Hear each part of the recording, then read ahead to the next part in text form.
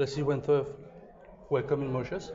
Thank you very much, sir. You're the CEO of toute, which is, I think, giraffe in I don't know what language.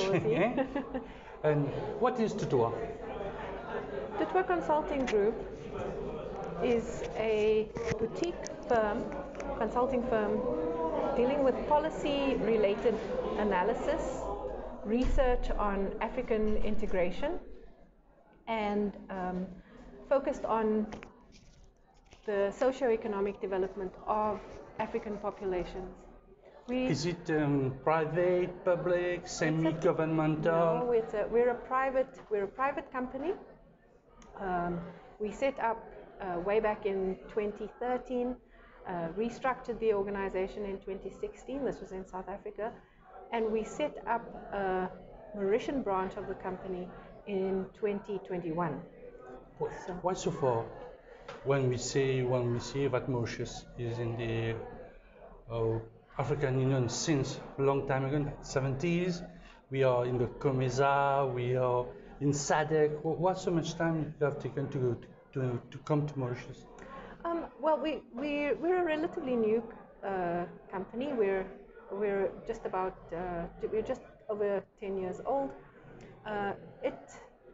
We started the process about 4 years ago, but then of course COVID struck.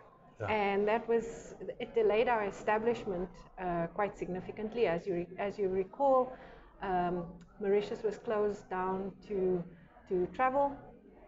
We did, however, get incredible support from the Economic Development Board, the EDB.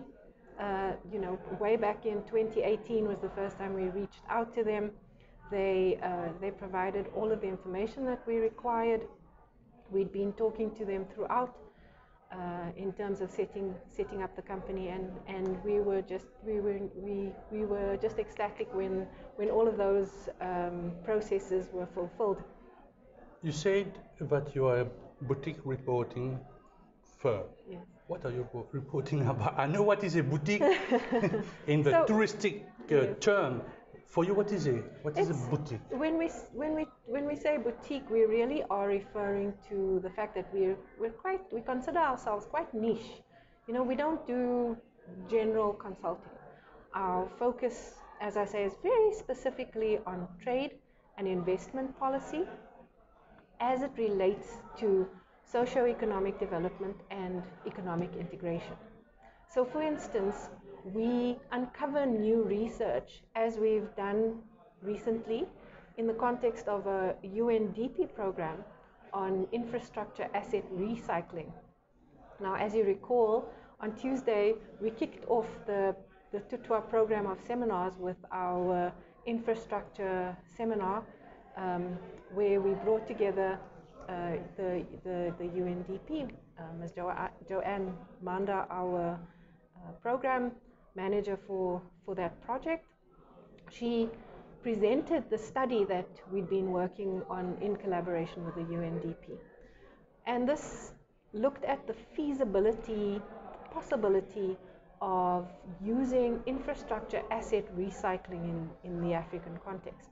This has not really been undertaken before, and we looked at this over a year study and presented it to some of the financial service sector companies in Mauritius on Tuesday. They were very pleased with some of our results. When you say infrastructure recycling, what are you talking about? For me, it's we are taking down a whole concrete building and then going green. So yeah, is that this? We definitely do support sustainable infrastructure. A transition towards more sustainable, inclusive, greener infrastructure is really, I think that's the most significant aspect. Maybe you have done some trip in Mauritius. You saw a lot of construction going on. Well, so when I hear you say recycling infrastructure, we are going in the first part of it. We are building everywhere.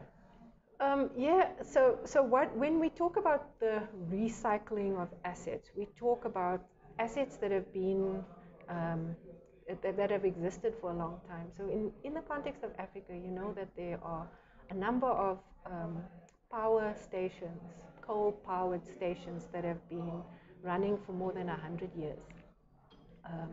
We're faced with this aging infrastructure, polluting infrastructure, and what we are recommending is that the private sector come in and look at ways of restructuring these archaic buildings, these archaic polluting power stations, and turning them into something that is more environmentally friendly, whilst at the same time providing revenues through the sale of these assets, so that government can they can implement new infrastructure builds that are also as sustainable, green, for the in line with the sustainable development goals. You've talked about the energy sector in Africa. Yes. I talk about sugar. Maybe in your report you've seen that in the 70s, when I was born, we had 21 sugar factories. 2023, we have only 3. And some of these factories were recycled and sent in Mozambique, in Rwanda, and elsewhere to work. Is that we must make now? Take our industry and retransplant it in a sort of way in other countries where we can do something better with it?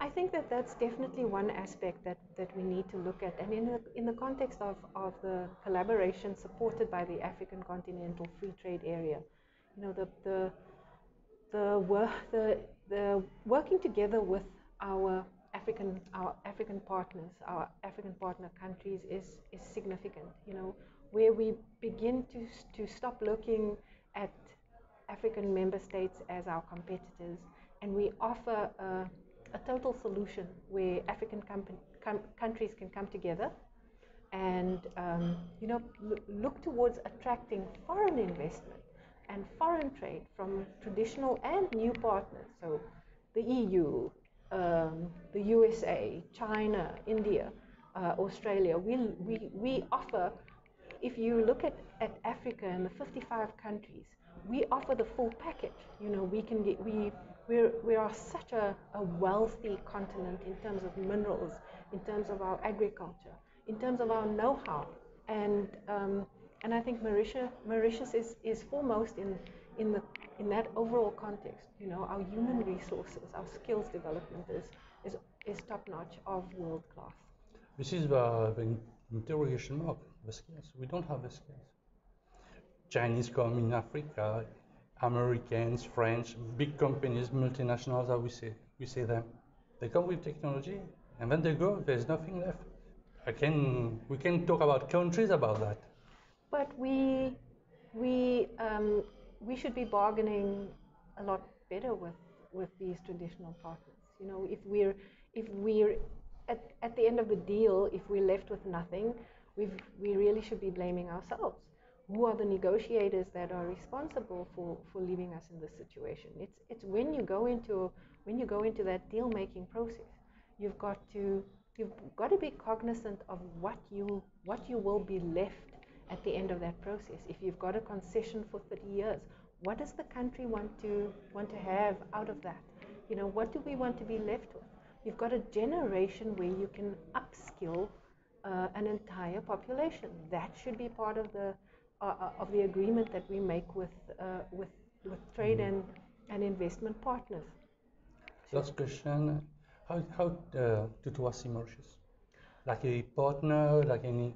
We have a very powerful financial center. Every year we put $8 billion in South Africa, and everywhere in the world. We can talk about India too. What do you see for Mauritius? For Mauritius? For Mauritius, we see it as we've always seen it. We've always seen Mauritius as part of Africa. It's an African Union member state, And when we decided to move to Mauritius, we did a thorough due diligence exercise to choose amongst the top 5 countries. Mauritius won out heads above the other 4, and it's for that reason. All of the toute strategy is driven by the digital processes, where I think that Mauritius certainly is, it's holding its own in the overall context. You're right about financial fintech. I think that Mauritius is very progressive in that regard, and I think that apart from the digital momentum that is alive and well in Mauritius, there's also this welfare aspect where there's a significant caring about the population. You look at the rate of saving in Mauritius, the rate of repayments of loans in Mauritius, it's much higher than any country. Even insurance, self-insurance, yes, insurance. Exactly. Yeah. So I think that for all of those reasons, for toute Consulting Group, Mauritius makes sense. We're here for the long term. What do you see Mauritius in 10 years' time? 20, 33, that's it, 33.